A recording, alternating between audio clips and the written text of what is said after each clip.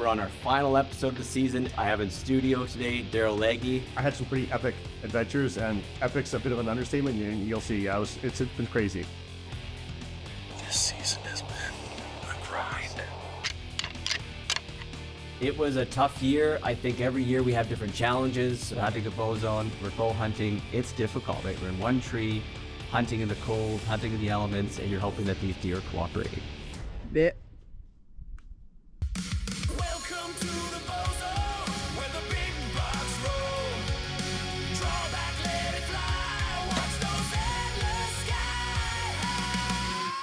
Bowzone, a How to Hunt series powered by Argo, is brought to you by Argo XTV, Go Anywhere.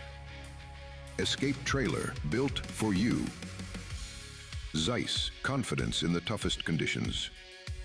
And these fine sponsors.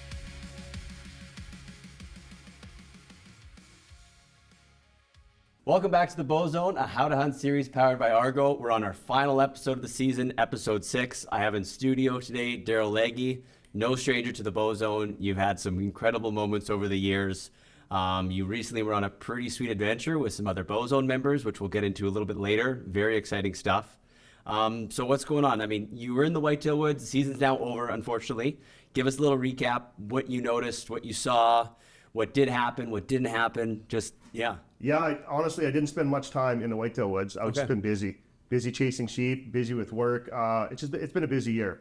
Since I started bow hunting, this is kind of the craziest bow hunting year for me personally. But I had some pretty epic adventures, and epic's a bit of an understatement. And you'll see. It's been crazy. Pretty awesome. Sweet. I did notice, as everybody else was noticing on our little chat group, the deer were there, then they left, then they shut down, then they came back, and as Kevin said, they went into lockdown. And my camera said the exact same thing. So I was watching my cameras pretty steadily, but I didn't have the deer that I was looking for either. So did I miss some time in the tree stand? Sure I did, but Did you have a deer that you were after? Yeah, I had a monster I was after, and I only seen him 2 times. So the good news is that that's up for next year. 100%, yeah. I would have seen if he was taken down, and he wasn't. So I think we're lucky. Is he pretty active? Like since the season's over, have you seen? I haven't seen him, and I haven't seen him via the rut. I didn't see him once. Okay. So he's kind of gone nocturnal, but I know he's around. Gotcha. That's exciting. I mean, I think every year you're always kind of sad that it's over. And then you also have something to look forward to. I mean, the deer I was after, one ended up getting killed, one's still around. But yeah, I think that's what allows the exciting thing about hunting. Right, the nature of the game, keep going. No, and would you notice, and there's a couple people that I had talking to, and they were saying that deer numbers were down.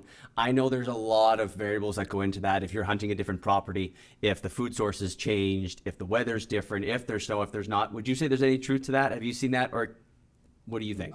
I think it's about the same as it's always been, because I talked to a lot of rifle hunters, and they're seeing numerous amounts of deers. Like the road hunters driving to certain areas, and the deer are still around. My areas, there's a lot of housing development where I am, because I'm in the Bowzone, and it's just growing with houses. So that in itself kind of tapers down deer or funnels them to a certain area. So I have seen that change, but other than that, I think it's pretty much the same. Yeah, no, I've definitely seen that. I think it's always interesting too, like certain properties where you can be having on one set of cameras, hey, it's on, it's a hot doe, it's going off. And if you're not there, you're at the other spot where there wasn't a hot doe, where there wasn't a good food source, it can be totally shut down. Food source and does is what it's all about. Yeah, for us in the Bowzone for sure. So how many days did you end up sitting this year? Would you say? Did you? Not many. No, not many. Right? Okay. No full day sits. A couple full day sits. No full day. Oh sits. Wow. Okay. We'll just leave it like that. Yeah. Wow. Okay. Yeah. That's. I mean, at the end of the day, every year's different. I mean, you got families, you got jobs, you got kids, and it sounds like you were a bit of a guide. We'll get into that a little bit later for some other people when it comes to the mountains. Yeah. No, it sounds good. Yeah. No, it's pretty sweet. I unfortunately, or I guess I should say fortunately, on the last day, I'm thinking it's over, and I had some last minute action on the last hour of the last day. Coming up, guys, we're going to see some of the stuff that I got to encounter on the last day.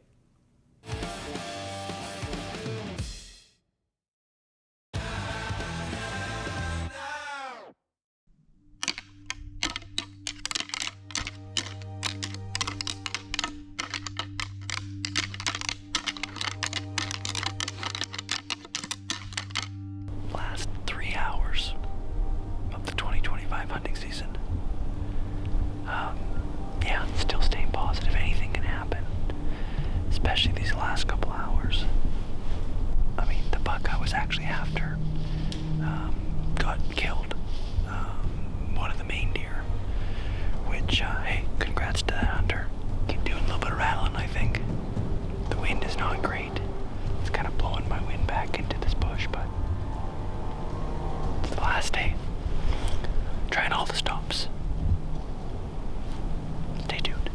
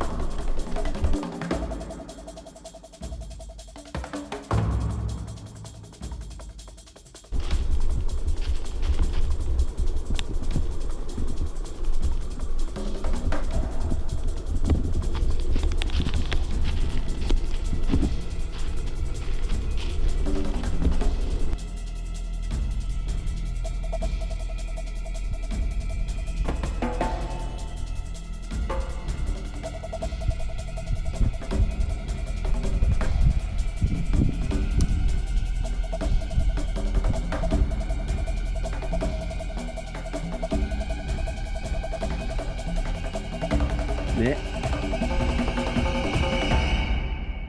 Bit.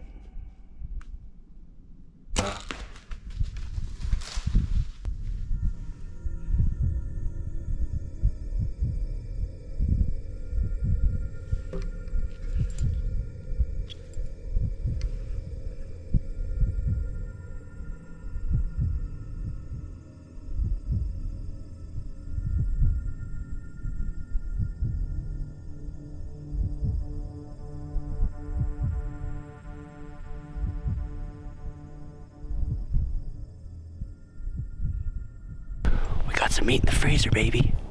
Let's go. Last day, buck comes through like that. You can't pass it up. I think he just ran across the field and died. So, it looked like he was gonna fall out in the field, but he didn't. So fun. So awesome. I'm so thankful to be able to do this, and landowners to everything. Yeah, I don't know. The buck I was after, like I said, got killed 2 days ago. And I just wanted to come sit anyways, and that deer's been around for a while. I think I've had him on camera for a couple of years, and he's never really done much. He's definitely an older deer, and yeah, we got meat in the freezer, baby. Let's go. Well, the rest of the Bowzone team is busy trying to tag out, and I was fortunate enough to shoot one. Pretty sure it's dead. Pretty sure.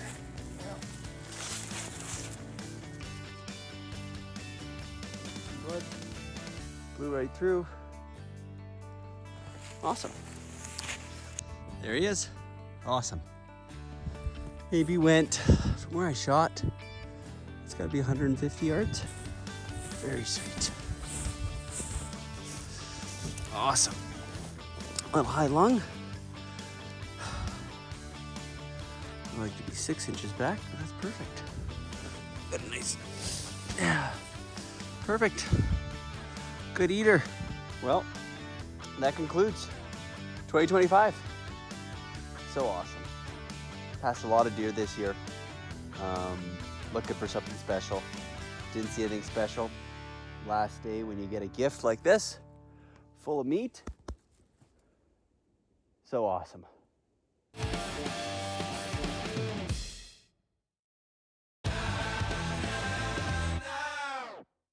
Welcome back to the Bowzone in studio with Darryl, and we just got to watch some of the last couple of days of my hunt, which I was able to come together. Super happy, super fortunate. Yeah, I mean, some people weren't as fortunate. Some people actually did end up killing on the last day too. I think Ryan actually ended up getting a mule deer buck as well. Oh, did he? I think so, yeah. See, I'm out of the loop on that. I didn't know. Yeah, it's terrible. You've been too busy. Terrible. Yeah. So how'd your hunt go? Like, It was good. I'm sitting in an area on the corner of a property adjacent to another property, and there's a lot of deer moving through. I'm always looking at this last week as a travel corridor kind of stuff, where I'm not getting a lot of pictures there to begin with. Yeah. But if there's a deer moving from one quarter to another quarter looking for those last few does, I like to be able to sit in a spot that probably you're going to have deer funneling through. no, absolutely. And yeah, this buck was kind of in that area before. There were some other deer that were around as well, and he wouldn't leave me alone, so to speak. I actually didn't know that till after looking back some of the footage. Seeing this buck had been around for quite a while, rattled him in before. And my freezer was looking low, and I'm looking at the opportunities, and I don't know, when you get out there, it's super fun. I think people have regret about sometimes shooting a smaller deer, or maybe not deer they're after, but I just love being out there and to sit all that time, and it all kind of came together. It was too perfect. No, absolutely. Congrats on that as thank well. you. So yeah, Thank you. Like I said, I seen an episode of it where you turned and fired, and I was like, "Is that got a deer?" Yeah. I was just unaware. Like I said, even though we got the chat, I was just unaware. So Yeah. I'm behind on everything. That's late okay. to respond to everything. Late to share my comments, and it's all good. No. I have a question for you though. Did you notice between I want to say the 15th and the 25th? Did you notice you started getting a lot of nocturnal movement? Because I did, especially after the 20th. That'd be your very cameras. specific. I think certain. I know after when I sat from like the 11th to the 13th, there was like some really, really good action where I was having bucks grunting, random deer cruising through, and I really try to limit my sits to later, but that was the kind of the first mid-November sit I've really put time into, and it was very, very busy. And I kind of I remember I texted Gunther, I was like, if I don't have a day like today, right around the 12th, I don't need to sit again, because it was just a lot of action. And then shortly after that, it got really, really quiet. Probably until the 20th for me on most of my stuff. Mind you, like I said, we're sharing a lot of cameras. I share stuff with Gunther. I share stuff with friends in northern Alberta. And you start to see when I'm having a slow day, somebody else having a busy day, right? All Yeah, it takes is for for a sure. doe difference. And when does are going into heat at different times, it can really pick up. But I would definitely say around the 20th, just before then, when you say the 15th, it was slower for me, for sure. I must just be in an otter pocket, because I noticed from the 19th to the 22nd, my movement's big time. Yeah. Like grunting, everything's going on, Sure. deer everywhere. And we'll be talking to Kevin on the phone, and he hasn't seen a deer in a day, all day, Yeah. 2 days. Or yourself. Like it's so funny, but we're not that far from each other. No, I know. But it can change that much. So it's just, you got to be there. Like you have plenty of time, you got to be there. Yeah. And I think just like not taking it too seriously, like watching and sitting, I think we can get consumed with these cameras, right? We're sitting there like, well, nothing's on camera. And I've had multiple deer come through that you rattle, or just milling around, and there's 4 or 5 does come through, and they miss like 2 or 3 of my cameras that are kind of in eyesight. And I'm like, if I was sitting at home being like, oh, there's no deer. But if you sit in your stand, and that's why I think even like some pre-scouting where you sit and watch, sometimes it's important to maybe either move a camera or move your tree stand. Oh, absolutely. But if you sit there consumed with, I didn't get a notification, there's no Yeah. deer in that area, you're not going to have a good hunt. But if you go out there and sit, you can see a lot. I watched him too. I want to say he's about 185 inch, because somebody got him years and years ago. Yeah. I watched him walk up to my camera, sniff it from the back, and just walk away. He did not even walk in front of the camera. Was that a bigger deer? It was a giant deer. Interesting. Yeah, big 5x5, 185-ish. Mm-hmm. Just, somebody got him, so. But I was blown away when he walked to the camera, Yeah. sniffed the back of it, and walked away. Didn't even he was actually coming down the trail, walked over to the camera to go behind it, so. Yeah, no, they can sense it. And I think, too, I've even had it where if I'm really paranoid of like which trail they're on or which they're taking, I put double cameras on the same tree. It's rare, but I have done it before when I'm really testing something out.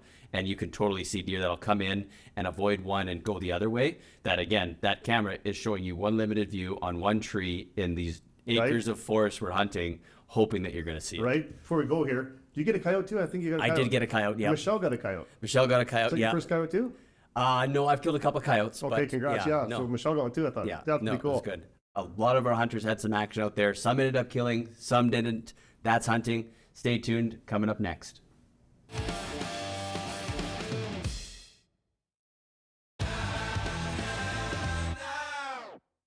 Good morning, everyone.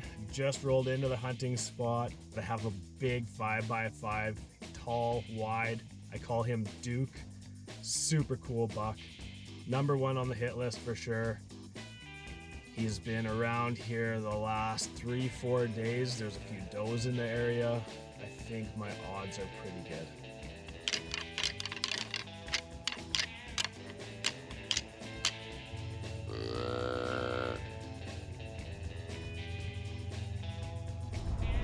Haven't seen the big buck I'm after on camera. Not today yet, or not last night, which is, I think it's good news, because that means maybe he's still doing his loop and he's gonna show up today about 9:30. How's that? I'm gonna call it.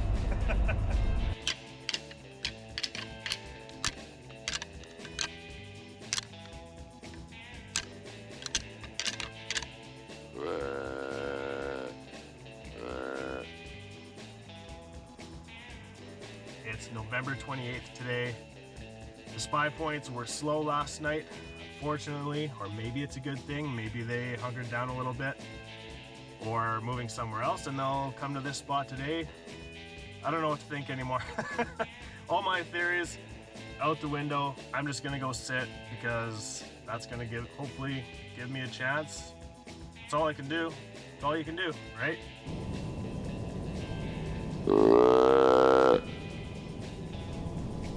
Come on. I don't know what to do. Where's the deer?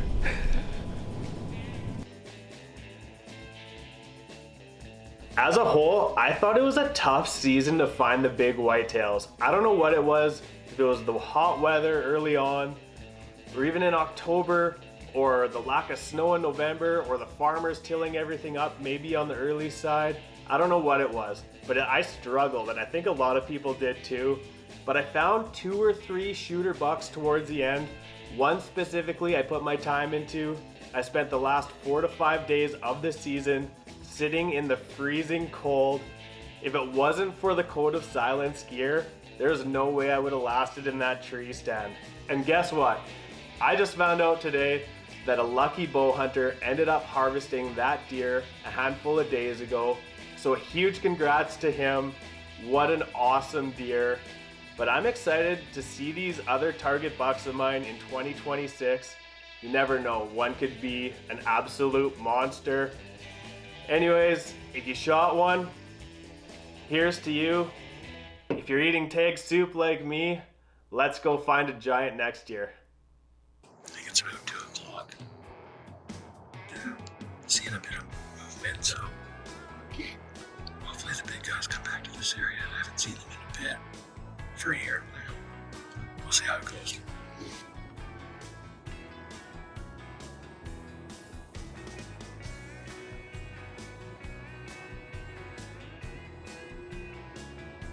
This season has been a grind. It's been some ups and downs. It's been good. It's been frustrating. That's just how she goes. One of the target bucks I had, I left my bow hanging in a stand that I planned on hunting the afternoon, following my morning sit while walking back into it. About 4 yards from my stand, I saw a buck walking up to it and got a picture of it, sent to my phone, and it was one of the target bucks, and he's a dandy. Anyway, that's just been my luck. Whatever happens this afternoon is just how it was meant to be.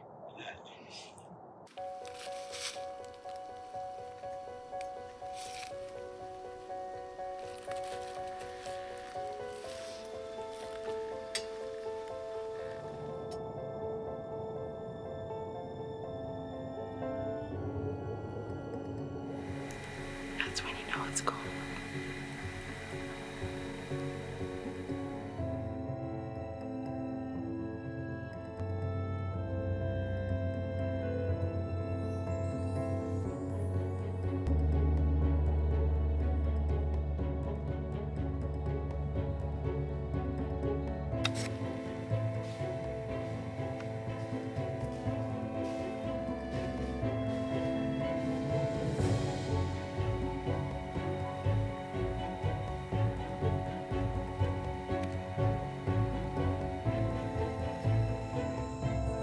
Today is the last day of the season. Just climbing up the stand. I came in a little later to buy myself some more time to stay warm in the stand. It's minus 25 this morning without the wind chill, so I have no idea how cold it is. But here we go, last day.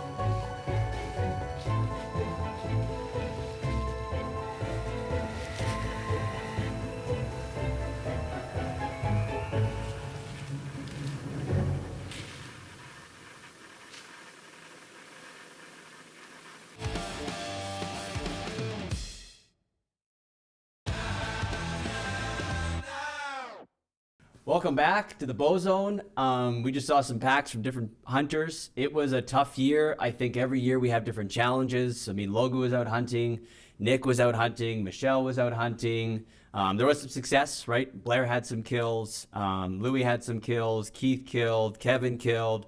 I think there's a lot of people that could have, right? We always look back and look what we could have done differently. You have a good memory. I try to. I mean, it's tough. good. I probably forgot some guys. That's pretty good. Because it's a lot going on and there's lots that we could talk on.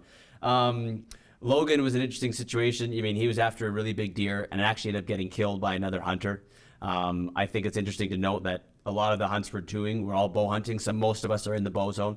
It is a very And those deer wander, right? yes, They do. They wander so much. He just started getting pictures of that deer, and I think he went hunting them pretty hard. Yeah. And they just disappeared. Yeah. He was obviously, another hunter was Yeah. enough to take him. Yeah, and that was a fairly close adjacent property. The deer that I was sort of after got killed. We're trying to figure it out, but at the end of the day, 3 kilometers, 5 kilometers isn't a ton of ground for a lot of these deer, especially in that last week. They'll move that less than a half hour. Yeah, and I think it's interesting that we're always, very obsessed with these deer, and we're just hoping that they walk by our tree stand within 40 yards and we get an opportunity.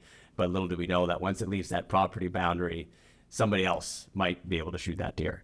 Yeah, I mean, it's tough. Have you had any situations where you've had a buck that you were after that you had another neighbor that maybe? Yeah, I was actually hunting one quarter section, I want to say 7-8 years ago.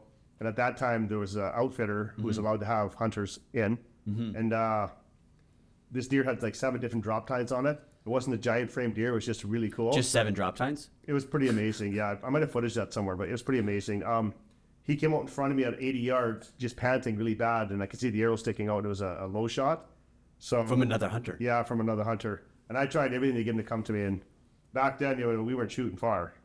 50 yards is far. Yeah. This thing was way out of my reach. And yeah, he ended up managing. I ended up calling him Limpy, and he went right downhill. I want to say there was another bow hunter that actually ended up getting that deer years later, because I filled my tag and I contacted said bow hunter, told him that deer was there, and he shot him. He had, I think, 3 broadheads in him, buckshot. He had a bullet, a 30 caliber bullet. Like, this deer was full of a lot of ammunition. Oh my, pin yeah. cushion. Yeah, it's pretty insane. Pretty insane when Wow. I heard all the ammunition that came out of that animal. I know, and I think that just really tells that how hard bow hunting is, right? When you Absolutely. have a 2-minute, 30-second window to, we're setting up cameras and shooting, and if you're not, you still have a lot going on to get everything in here, get your anchor points, make that good shot. Yeah, it's a lot that has to work out, right? Oh, yeah. And you rush those shots, or the deer ducks sometimes. You make the perfect shot, and you still have the variable of a deer doing something now that you have no control over. Yeah, that deer went right downhill, with just the stickers everywhere. Multiple stickers, but he didn't have any more drop tines. Still an amazing deer. I want to say 160-ish class, but he just had stuff everywhere. Wow. I spoke to the hunter who hit him, and it was just a low shot, and he said he should just shot the biggest deer in the world. Yeah. Was his comment to me. I just shot the biggest deer in the world, and I thought, why not? I seen him. So it's Saw all him at good. 80 yards. Yeah, Wow. right out in front of me in an open field. So. Yeah.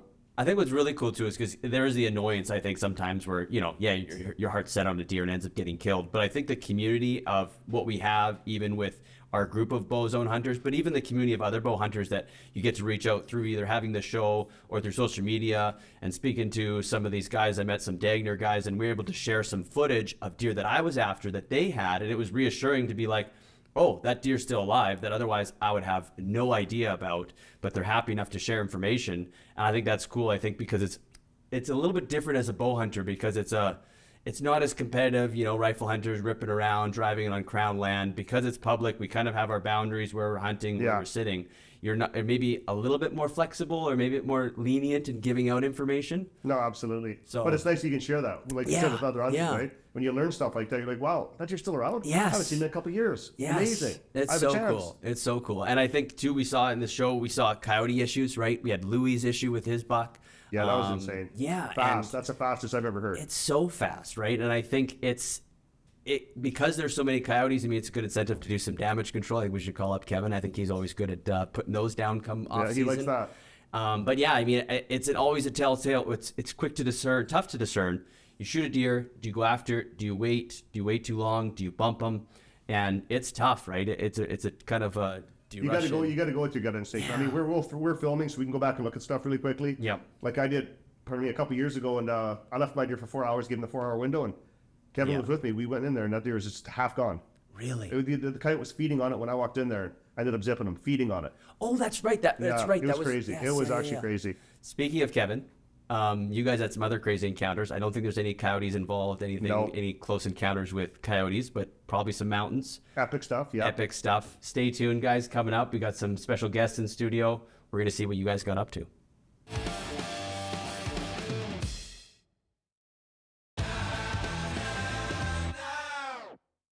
Welcome back to the Bowzone. We're here in the studio with no strangers, Kevin and Heather, Darryl. Yeah, you guys were on an epic adventure, to say the least. You did end up shooting something. I think we could tell everybody you ended up getting a ram. Very coveted draw. You mentioned it was 20-some years? 22 years to get drawn, yeah. Wow. Yeah. Very cool. And to do that with a bow, I think there's a very small handful of people that can say that. I mean, that's for bow hunting accolades, that's up there. Oh, I mean, to get a bighorn ram with a bow is probably the pinnacle for most people in North America, I would say. Yeah. Oh yeah, especially if you're a bow hunter. Yeah.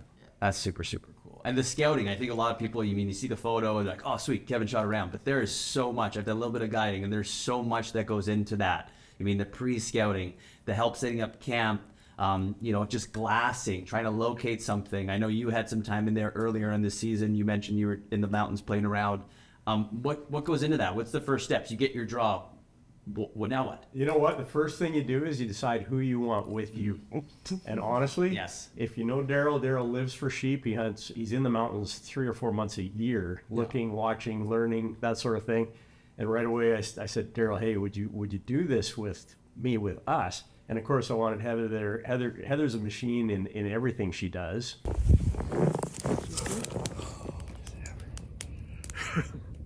You should dry out. How's that feel, Kevin? What's that? How's that feel, bud? Feels freaking amazing. It's a lot colder than the person thinks up here.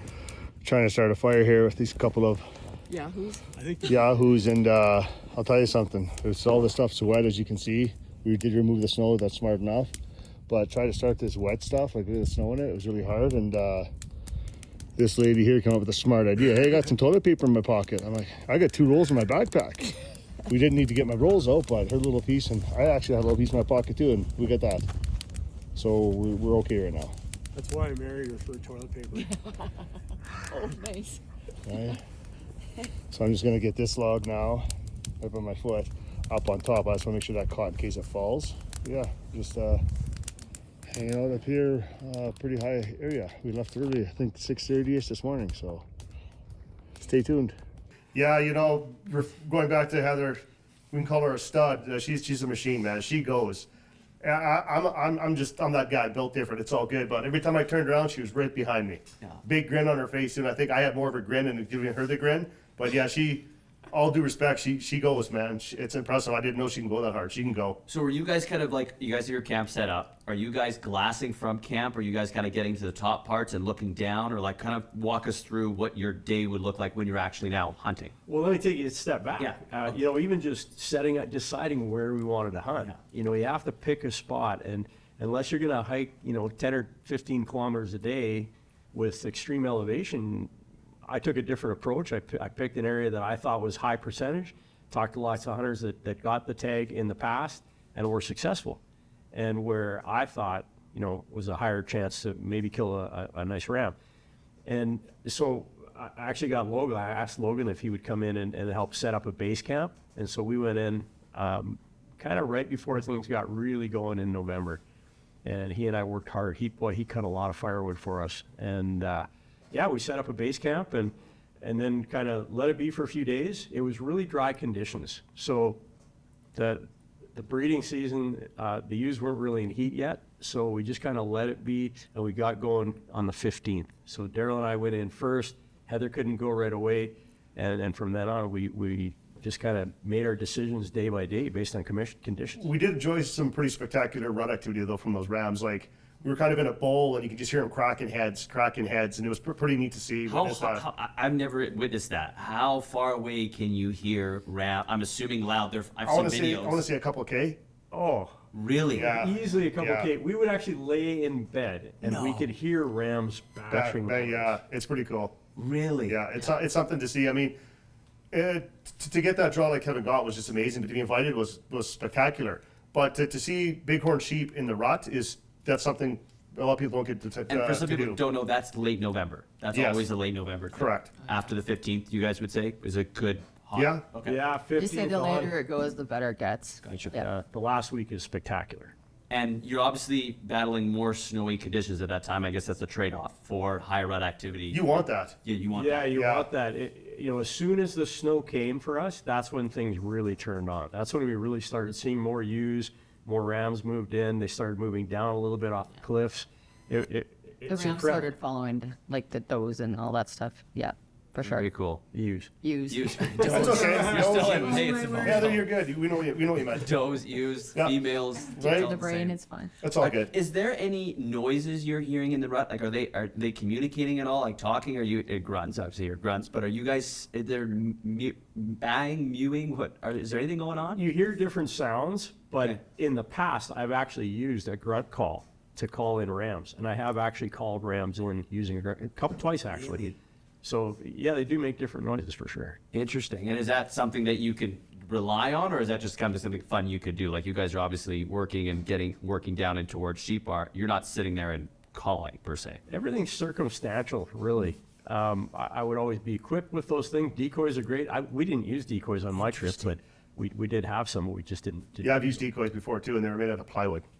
And we packed them all up. So the it's mountain. just an outline?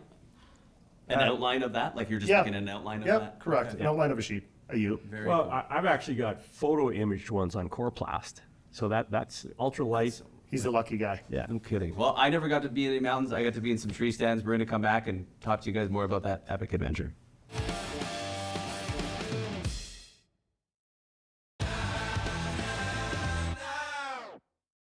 Well, folks, we did it. Thanks to Darryl and Heather. These guys are amazing. I could not have done this hunt without their help. I'm almost speechless. My first bighorn ram with a bow. I shot a real nice one with a rifle, and this is my first with a bow. He's absolutely beautiful. I had an opportunity to giant this morning. Somehow I missed, but I had another opportunity and I took it. And here he is, 2025 bighorn sheep in the bag with a bow. Welcome back to the Bowzone. We just got to see an absolute crazy experience. You shot your first ram with a bow. Remarkable. There's obviously a lot that goes into that, right? We see that there is so many moments and situations and details and misses you talked about. So You take spent us a months little, buying stuff too, like Yeah. figuring out gear and Yes. what's needed. yeah, you could have a whole podcast on just the gear Yeah. needed for a hunt like this. If I told you just how wired, how stressed, how focused I was, you wouldn't even believe it, because just so much goes into planning, so much goes into all the gear collection, everything. So on that note, what would you say one piece of equipment that you didn't bring, that you look back, because I know you're a very detailed guide, as anybody who's doing this kind of hunt should be. What is one piece of equipment, clothing, kind of spoon, mountain hunting, backpack spoon? What is something you did bring that you wish you brought? So the coolest thing is, Darryl lives this stuff, so he knows exactly. We sort of live it and have in past life, so we knew how to pack. Yeah. But what we did was we didn't account for how steep it really was going to be, the Yeah. grass. So we had spikes, but we didn't have the really hardcore crampons. And so Once we the actually snow went in, hit, it was very important. and bought proper crampons, and that was a game changer right there. I have a pair at home, but no, I had to buy a brand new pair because I had to bring them with me because we didn't think. Usually when you're in a situation like that, it's rocky and it's steep or whatever, but we were in grass steepness. Yeah. So people may say it might not look that steep or it wasn't that bad. No, it's if you fall on that, you're going right to the bottom and it could be very traumatic. Yeah. Gotcha. So these I'd are never pretty- worn them before, so like Darryl gave us a quick one over. Like, if you feel a rock, don't put all your weight on it because you could go, right? Like, there's things when you're on that steep that you have to know. They did great. They did great. Yeah. I fell in the creek with mine on and sprained my thumb really bad. Ripped my pants open. I got bruises on the back of my calves because when I wiped out in the creek, I kind of went and did a tumble. And they're pretty big spikes, but that long. And your crampons. Wow, so those are I got- aggressive. Yeah. Yeah, I actually had a spill in the middle of our it was bad. first shot to second shot kind of thing. Yeah. So, Okay. oh yeah, and what? I think because people don't realize, right? When you're elk hunting, you're moose hunting, you have different kinds of terrain, but it's your risk factor is so high, and that It really slip is. is Well, not just Kev I has- fell on a route. It's down the mountain. No, Kev had his bow up, and he had the broadhead with the arrow on He had a it. fixed blade And broadhead, he yeah. fell, and the And the arrow took off. flipped off, and it actually ended up behind him, and he missed it by about that far when he landed. And me and Heather Stop were happening. she was behind me. Darryl and I were yeah. like, oh my. I didn't know God. which way it was going to go because I went knocked down and he fell on that. Yeah. We're talking, Became it's a- bad. And yeah. then Darryl picked up his bow and we were trying to brush it off because the sheep were starting to move. And we were like, he needs to shoot something. Like, and we were like trying to get it all organized. And he was, Just so he could help him out to keep his It's composure. hard to explain context in the No whole thing. kidding. So take us back. So this is the day you're shooting this day. You had a miss, and now I think this is your second encounter with this ram. Take us through that. You glass them, and now you're stalking them. Well, so let's talk about the miss. First of all, it was 61 yards, and I've been practicing. I'm solid, like really solid. I'm shooting bullets to arrows to 60, 70, no problem at all. Drew back. Darryl gave me yardage the whole time. He's excited. I can tell he's excited. She's excited. I'm locked on this ram. I let go, and I'm Darryl and I watched the ram go from being complete broadside to swinging as he released. right when I released. And Yeah. and it Just missed him, pivoted. like perfect height. And I thought I had it on video, Passed. but my GoPro's sitting right here, and I got my latest Yeah. rangefinders, and I'm telling the yardage, so I kind of blocked it out, but you can hear what's going on, and it was a big round. It was big ram. big. Big ram. That's how it first started. So he Anyway, swings. Switch to the other one. So there's another ram we had as a second option. That one was up, this one was down, and that one worked out. I ended up 58 yards hitting it, but I hit center of the body. Not quite perfect. Okay. Good up and down, right? Yeah. But center of the 100%. body. Did you hit lungs? Lip? I think liver, maybe back of lungs, but enough that he was teetering. I think it was liver too, and it was just a matter of time, but we managed to get in there before that, but yeah. Yeah, he turned, he was teetering, and then he went into the trees, and we'll fill you in on what happened next. Stay tuned, guys. More sheep action coming up.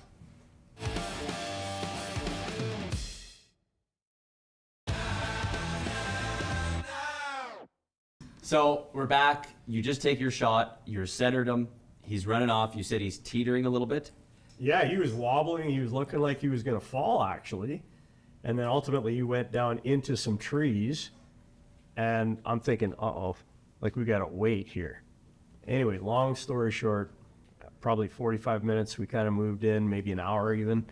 And Darryl caught a glimpse of him. You saw him down in the trees. Yeah, bedded. Yeah. Still alive? Yeah. Still alive, but really not Yeah. even Not not well. even conscious to what's Yeah. going on. Yeah. So I just stuck in. It was an 18-yard shot. I only had a little small spot to shoot through and put it right in his lung. Made a perfect shot. Yeah. You had to shoot over some debris in the way too, from you and the ram. 18 yards, I think it was. Yeah. There was some debris in there, and you had to shoot over top of that. You ducked that in perfect.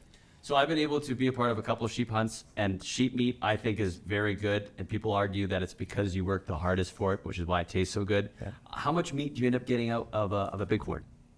You know, it's not all finished yet, but it was about probably 60 plus pounds of meat after it's deboned. Okay.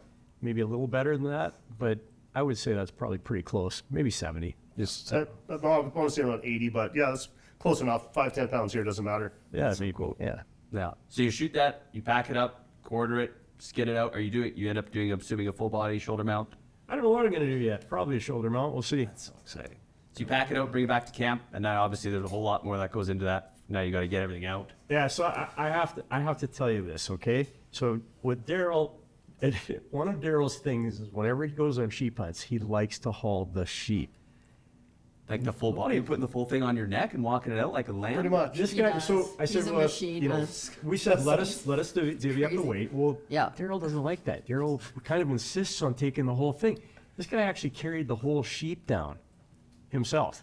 So what happens as soon as you start, as soon as you start putting the meat in the bag, you just continue on with that, right? And then once you get all that meat in there, it's kind of hard to divvy it up, and then the head's got to go, and you just figure it out and go because you just got to go. You want to get out of Are you in a there. rush? Where you got to go? Well, no, but there's predators around, so you just want to hang out there, especially if an animal makes a certain amount of a trail, and there's more of that, so you can predators can get on that, right? So it's You literally pack it out. You got it, and you're taking the whole thing down back to camp. absolutely Yeah.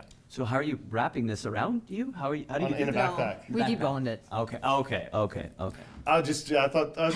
And looks, I imagine Darryl walking down the mountain. No. No, we use full game bags and you know, wrap up the hide and the cape and the head, everything. We'll strap it all on. In all honesty, it is, and he's right. Darryl did say it's actually easier if you have it packed, so that like packed properly. Because if you use a backpack a lot, packing a pack is important the way you do it. Absolutely. Or how you carry it. So, but he's a machine. So Yeah, I'm built different.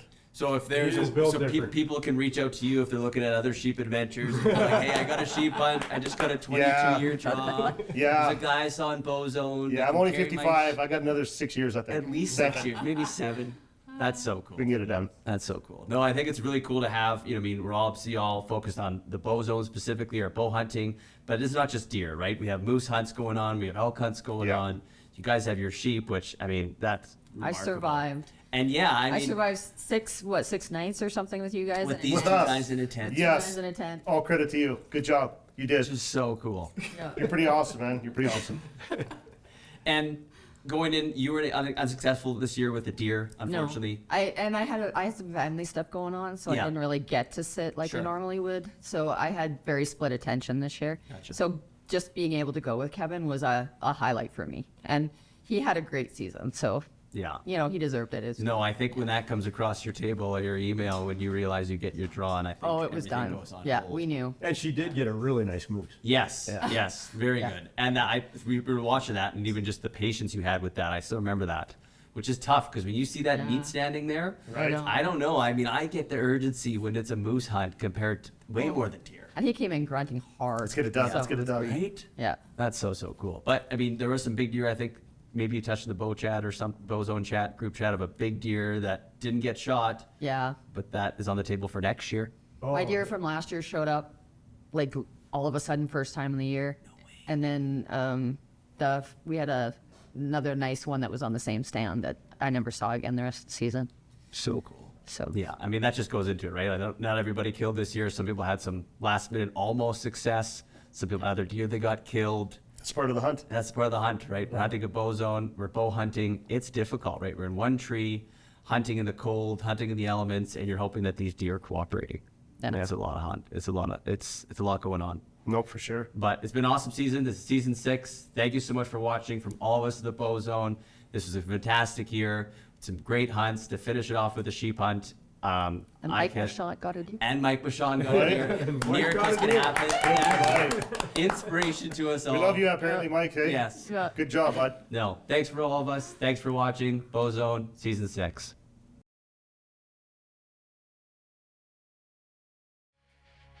Bowzone, a How to Hunt series powered by Argo, is brought to you by Argo XTV Go Anywhere. Escape Trailer, built for you. Zeiss, confidence in the toughest conditions. And these fine sponsors.